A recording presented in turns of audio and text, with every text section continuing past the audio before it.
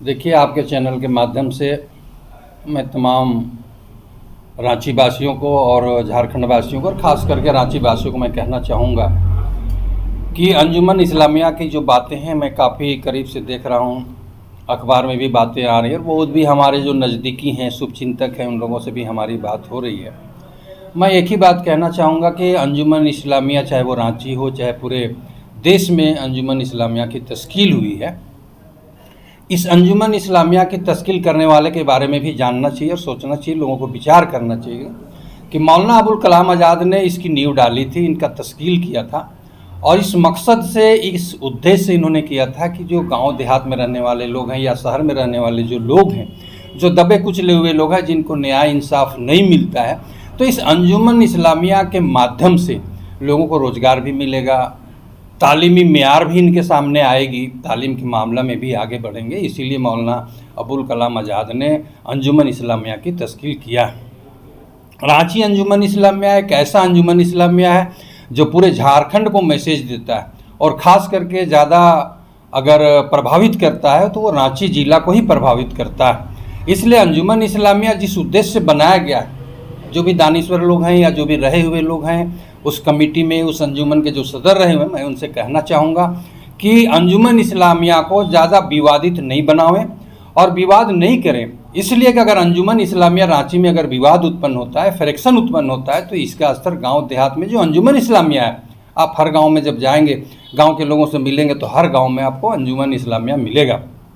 इसका सीधा असर जो है गांव क्षेत्र में जो रहने वाले लोग हैं, गांव क्षेत्र के जो अंजुमन इस्लामिया है उस पर जो है सो कि पड़ता है। अगर जो अंजुमन इस्लामिया का मैटर को लोगों ने सबसे पहले रांची जिला के प्रशासन पर ले गया और प्रशासन में जाने के बाद इस अंजुमन इस्लामिया का समाधान नहीं हुआ, अभी सुना है कि ये मामला कोर्ट में गया हुआ है, तो बताइए, ये अंजुमन इस्लामिया को बनाया गया, इसलिए बनाया गया था कि इससे लोगों को जोड़ा जाएगा और लोगों को जोड़ करके इनके जो मसाइल हैं, चाहे वो एजुकेशन का मामला हो, स्वास्थ्य का मामला हो या जो भी मामला हो, उससे इनको जोड़ करके इनको सहूलियत देने की जो है काम किया जाएगा। इसी उद्देश्य से अंजुमन इस्लामिया की तश्कील हुई और आज जो फ्रैक्शन पैदा किया गया है, अगर मैं समझता हूँ कि जो दानिश्वर लोग बैठे हुए रांची शहर में अगर इस पर इंटरेस्ट नहीं लेंगे, इस पर तवज्जो नहीं डालेंगे, तो मैं समझता हूँ कि जिस तरह से 10 जुलाई को जो घटना घटी और लड़के लोग निकल करके एक तरह से कहिए तो काफ़ी तूफान मचा दिया शहर में, तो ये भी दिन आने के लिए ज़्यादा दिन नहीं है। ये जो है खलफसार पैदा होगा और उसका असर जो है गांव क्षेत्र में पड़ेगा।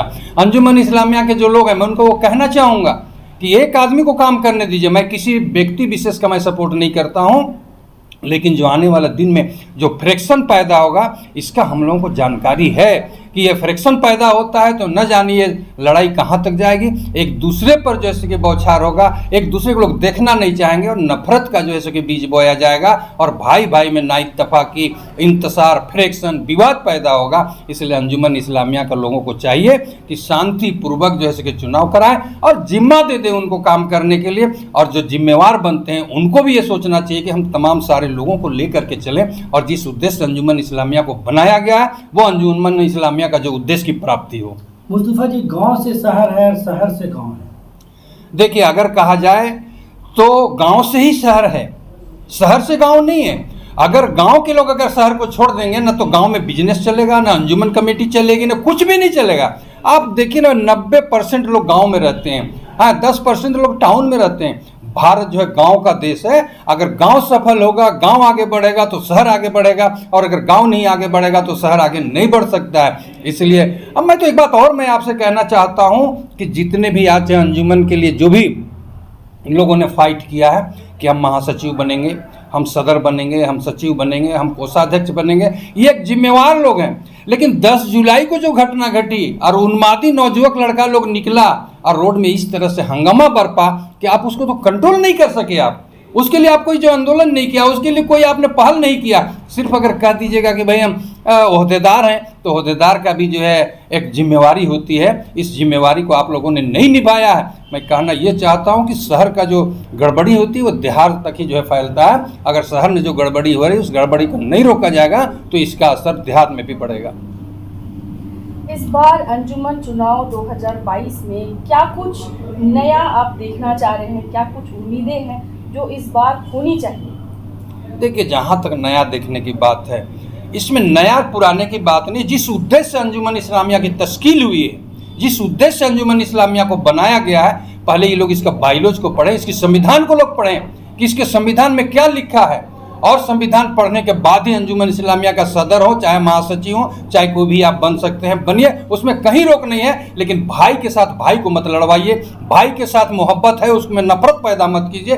मैं तो कहूँगा कि इस अंजुमन इस्लामिया में मुस्लिम क्या गैर कौम लोगों को भी जोड़ना चाहिए। मेरे यहाँ जो अंजुमन इस्लामिया था, हम लोग 12 गाँव का अंजुमन इस्लामिया बनाए थे, उसमें गैर कौम लोग भी आते थे और हम लोग के अंजुमन कमेटी में फैसला करवाते थे, और उनको विश्वास था कि ये अंजुमन जो है सही फैसला करेगा। उसी जो है के लाइन पर रांची अंजुमन को भी चलना चाहिए, ताकि लोग उसका इस्तकबाल करें, उसका स्वागत करें रांची अंजुमन का, और बाहर से लोग जाएं और जा करके वहाँ अपना जो मामला को रखें, और मामला को रख करके जो अंजुमन इस्लामिया का जो बायलॉज है उसके आधार पर ये लोग फैसला करें। तब भी जा करके अंजुमन इस्लामिया का जो है जो सोच है, मौलाना अबुल कलाम आज़ाद का जो सोच था, वो जो है पैदा होगा। और अगर इसको नहीं करेंगे तो आने वाला दिन में इस अंजुमन इस्लामिया में खलफसार होने से कोई नहीं बचा सकता है।